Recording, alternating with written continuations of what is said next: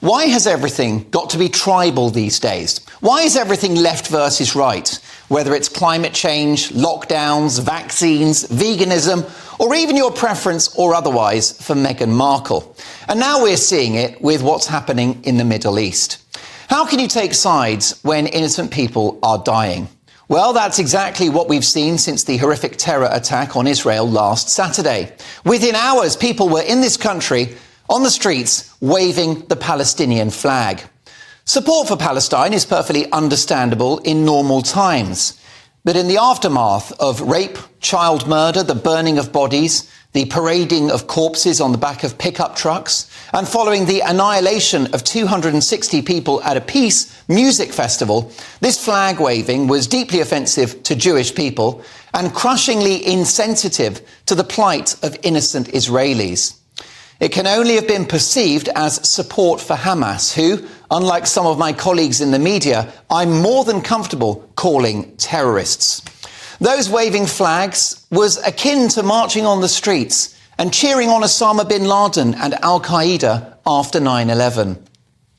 And tacit support for the evil actions of Hamas now seems to be predicated on your political leanings, particularly if you're on the left. Don't take my word for it. Here is ex-Labour MP Laura Pidcock tweeting the following. She said, "I hope every single MP who consider themselves left-wing is out on the streets today in support of the Palestinians in their gravest hour. We can do without them hiding behind the fear of Keir Starmer's reprisals. Some things are more important. Take a stand," she says. Does being left-wing now mean that you accept the decapitation of babies, the burning alive of innocent people, or the taking of a Holocaust survivor as a hostage? Is that taking one for the team? It's funny how these progressives like to call everyone they disagree with a Nazi, but when confronted with actual Nazi behaviour, there's nothing to see here. Saint Gary Lineker referenced 1930s Germany in relation to Suella Braverman's Rwanda plan, but has written not a word about these atrocities. And it's been a week now. Welcome to the selective morality of the woke left. He did retweet a mealy-mouthed statement from the Premier League, which failed to single out Hamas or directly reference innocent Israelis. Now, let me help people on both sides. Two things can be true at the same time: that Palestine should be a safe and peaceful place for everyone. And we can also say that Israel has suffered a horrific terror attack and has a right to defend itself. But sadly, in our bifurcated world where division sells, you're either one or the other. To gloss over the genocide, which we saw last weekend, which has direct echoes of Adolf Hitler, and to chant about Palestine at this point in time, and the inevitable message of support it sends to those Hamas monsters, shows you the moral depravity of the Be Kind crowd. Like this woman, draped in the Palestinian flag, taunting Jews about concentration camps. Free Palestine! Don't forget where you went in 1940!